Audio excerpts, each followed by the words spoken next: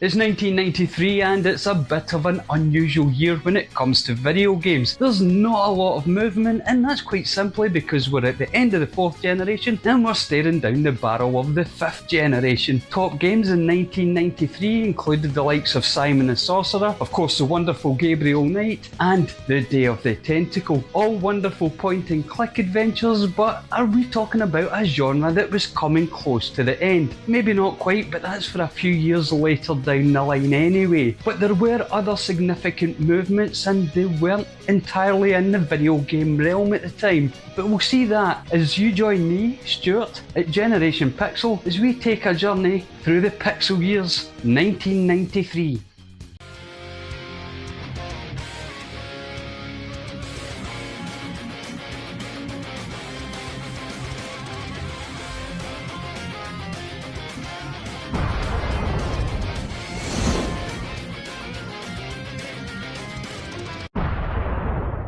This is your news in 1993. It looks like the movie industry is going digital in a big way. Take for example, we have Snow White and the Seven Dwarfs, the first ever digital remaster. And if digital dwarfs aren't good enough for you, just take a look at Steven Spielberg's newest offering. The breathtaking Jurassic Park hits cinema screens all over the world and absolutely stuns moviegoers with realistic depictions of living dinosaurs. And finally, and a little bit more worrying for the video game industry, the powers that be have decided it's time to step in and rate our video games, which means either no more blood in our video games or they will be slapped with a horrible certificate, meaning if you're underage you won't be able to play all the latest releases. Well, at least that's what they think. And that was your news in 1993. Now, as I said at the beginning, 1993 was a bit of a stale year when it came to video games, a bit of a crossroads because we were moving from the 4th generation to the 5th generation. FM Towns Marty had just been released. It wasn't exactly a global affair, but that is the machine that kicked off the true 5th generation. For me personally, and probably a lot of people like me, we were still playing on our machines like the Mega Drive in my case, and of course a bit of DOS PC gaming. And for my first game that took up most of my time in 1993 was on a DOS PC, and that was Master of Orion.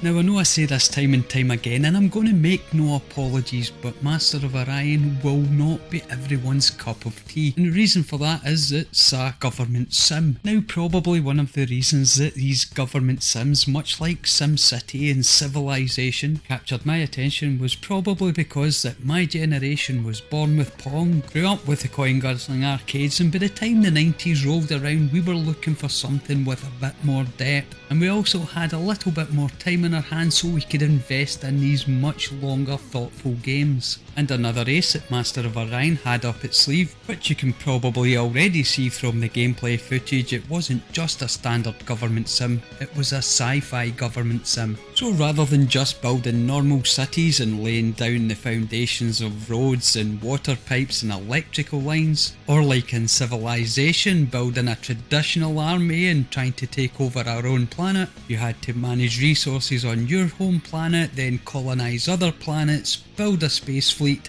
and eventually get out there to rule the galaxy. So when you combine all the mechanics of having to govern your own planet, colonise new worlds, manage the resources, build a fleet of your own, engage in political relationships with other species, and then of course ultimately you would have some real-time strategy battles against those species you were trying to foster relationships with. Well, needless to say, I was totally enraptured, so Master of Orion delivered everything that I needed at that particular moment in time. And really, the game doesn't get as much love as it should do, considering its release date of 1993, and 10 years later it was still on a top 100 list of all-time greatest games, speaks volumes for this little masterpiece. So if you do have the opportunity to play Masters of Orion, I certainly encourage you to do so. This This is Radio Fab FM. I'm Mike Smash, and here's me old mate Dave Nice. What a nicey. Make that Dave Ice, mate. Nice lolly, mate. It's once, twice, 3 times a lolly. Wise words, Gherkin, but now it's time for the phantasmagorical Battle of the Mads. Frozen at 3, it's fruit juice from the strawberries. Yum. At 2, it's quite literally vanilla ice. Yum, yum. But still at the top, those totally bonkers, hundreds and thousands. That's 3 types of ice. It's thrice as nice. Right. Right. Lions made fab. They're lollipop-tastic. Now, the next game that I put a lot of time into back in 1993, we're switching away from the PC back onto my trusty Mega Drive because that game was NBA Jam. Now, by no stretch of the imagination could anyone ever confuse me for being a sports guy when it comes to video games. Now, don't get me wrong, I did like to participate in real life back in the day, but that was before time and misadventure took their toll on my knees. As for video games, well, with the exception of a sprinkling of golf games here and there, I've never been the greatest fan. So you're probably asking yourself, why is NBA Jam one of the games that took up a lot of my time in 1993? Well, I think the simple answer to that is my home video game experience up until the Sega Mega Drive was almost exclusively on my beloved ZX Spectrum, and as much as I loved the ZX Spectrum, sports games on the ZX Spectrum, well, let's just say they were a little bit on the rough side. So when you finally venture into the depths of a sports game on a console that could handle a sports game, and you're presented with something that looks as phenomenal as NBA Jam does here, well, I think it's only fair that I did allow this game to turn my head a little, and I think we can all agree it does look absolutely stunning, not only for the time, but it still holds up today. And of course, we're talking about 1993 here, and there was nothing more important to me at that time anyway than couch competition. Because as much fun as video games are just playing yourself against a computer, being able to totally annihilate your best friend and all you have to do is turn and face them to rub it in, well, that's absolute bliss. So yes, I might not be a sports guy, but NBA Jam does have a special place in my heart, and it was a game that I played a lot back in 1993. And if it's a game that you haven't experienced for yourself, well, where have you been for these last 30 years? Because it's definitely one you should hunt down a copy of and get it played yourself, especially against your best friend. Tonight in Games World, it's cheat night in the Peep Parlour with game-playing tips. Get on Yoshi and eat a blue turtle. Allowing you to play the game forever. Help for the desperate. Stop and live light of Toyland. Can you help me, please? When you're collecting passengers, make sure you keep one on board. And your challenge for the week. A bit too quick for him, if you ask me. For another intimate counselling session. The Peep Parlour. Tonight at 6 on Sky One. Smashing! Third up for the games that took up most of my time in 1993, we're staying with the Mega Drive and the wonderful Micro Machines.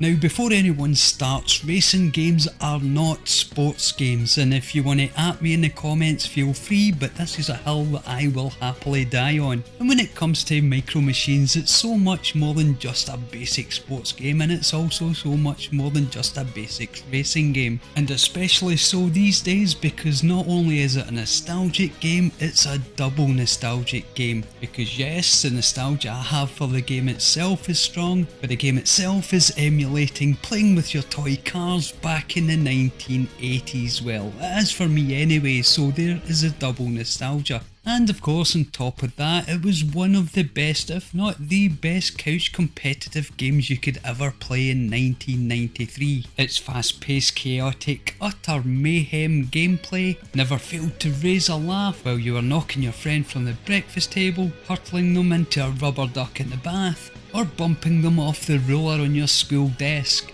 And as I stated earlier, there was nothing and still is nothing quite as satisfying as couch competition when it comes to video games. The countless hours me and my friends put into Micro Machines back in 1993 would maybe make some people wonder why we were wasting our time. But for us, every moment was absolutely cherished, even if we were the ones on the receiving end of the mayhem. Every second spent on Micro Machines was one we absolutely cherished. And more impressively than that, you can still go back to Micro Machines today and get just the same amount of enjoyment out of it. The graphics may seem basic, but they have aged like a fine wine, as most 16-bit pixel art has over the years. And I'm fairly confident that most of you out there watching this have already played Micro Machines themselves. But if you haven't, this is an absolute must play, but it's a must play with friends, despite the fact that there are solo player options in the game. So get your hands on a copy of this little piece of genius from Codemasters and race like it's 1993. Central City, a city at the mercy of the criminally insane. The police are losing their grip. They need help. In a hurry. The Flash.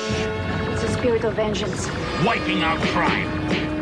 I think you've been reading too many comic books. And cleaning up the city streets. The Flash. Saturday at 7, only on Sky One. For game number 4 that took up most of my time in 1993, we're sticking with the Sega Mega Drive, or of course the Genesis if you're from across the pond, and that game is Sensible Soccer. Okay, so I know I've made quite a song and dance about not being a big sports guy when it comes to video games, but this is Sensible Soccer, and I think there's a couple of things here that we have to take note of before we jump down into the comments and start ripping me a new one. Firstly, of course, it's Sensible Soccer, and the clue's in the title of the game. This is a Sensible Software game, and for anyone who doesn't know who Sensible Software is, well, you should probably research them, go find some of their games and get them played, because Sensible Software were one of the most important development houses for my generation. Secondly, I've also been banging on about how much couch competition was such a big deal, especially back in the 1990s. And although you can play Sensible Soccer by yourself, it's much more fun to beat the living daylights out of a friend. And when it comes to an actual sports simulator, well, Sensible Soccer doesn't exactly simulate soccer or football. And before anybody drops into the comments and starts having a war about whether it's soccer or football, please bear in mind the term soccer was used in the UK long before it was used in America. It just so happens to have survived over there, where over here we have stuck with the more traditional football. You know, because it's a game with a ball that you play with your feet. But I digress, and as I said, this is not exactly a soccer or football simulation, and in many ways it plays much more like pinball on acid. But good old Sensible Soccer, along with a whole host of other games from Sensible Software, were a huge part of our development of video games back in the 90s, and if you haven't played Sensible Soccer, then I recommend you get out there, get yourself a copy, and of course get it played.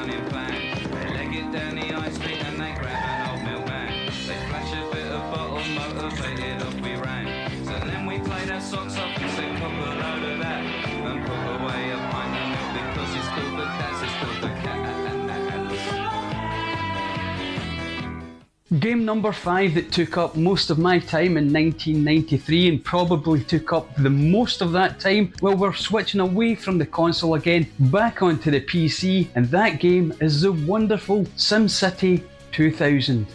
Now, before any of the pedants out there drop down into the comments and point out that this particular game wasn't released until December 1993 and on Mac only, whereas I myself wouldn't get my hands on it until February of 1994, well, I already know that, but SimCity 2000 is the absolute peak. When it comes to the city building genres, well, it is in my eyes, and there's another hill that I'll die on, and since it was released in 1993, then I'm definitely making it the cream of the crop of the games that that I played in 1993, so let's move on from that debate, shall we? I can say with all honesty, hand on heart, that for me SimCity 2000 is the best city building game that you can play even today. Now of course I have played other city builder games that have come out much more recently, such as City Skyline, but for me it's all about the balance of the gameplay. Yes, Skylines looks absolutely awesome, and yes, it's got so much more to do in it, but SimCity 2000 was a lovely combination of both great graphics, in-depth gameplay, but not so much that it was going to become overwhelming. A fine example of the old saying that sometimes less is more. And don't get me wrong, it's not like SimCity 2000 is a bare bones game, it's anything but. But thankfully, due to the limitations of the technology of the time, players weren't overburdened with unnecessary bump. The game had to be finely tuned into its most efficient package, and that's exactly what happened here. Now I'm sure most of you out there have all played SimCity 2000, or at least have experienced it in some shape or form, but if you haven't and you do fancy a little bit of city simulation in your life, then there is no better option from my perspective than SimCity 2000. The pinnacle of the genre, and it has more Riz than Jason Donovan, so why don't you get yourself a copy of this? It's easily accessible on modern PCs, and get this gem of a game played. So there you go, my friends, that was 1993 through the eyes of yours truly, and what did you think of that? Were you even around in 1993 to experience these things? And if not, would you like to go back and live them for yourself now? There were a lot of wonderful games out there, of course, the fantastic Doom, which totally revolutionised first-person shooting, and we had those wonderful point-and-click adventures. PC was starting to come into its own, and the 5th generation was really knocking on the door. Now, if you want to talk about any of the games or even the music and arcades that I've shown today, drop down into the comments, let me know, because the interaction between you and me, well, that's what makes YouTube special. It does for me anyway. So thanks again for watching, and until next time when we'll be talking about 1994, cheerio. Weeknights at 6 on Sky 1. Enter the game's world. Monday, our challengers test their skills in the Eliminator. Tuesday, all the latest games reviewed in the House of Games. A bit too complicated. Wednesday, it's time to try your luck with Mick Brown. Are you ready to play? Thursday, Madam Pixel's Peep Parlor reveals the cheeky games cheats. Friday, the week's champion faces the Videators in Beat the Elite. So watch Games World weeknights at 6 on Sky 1.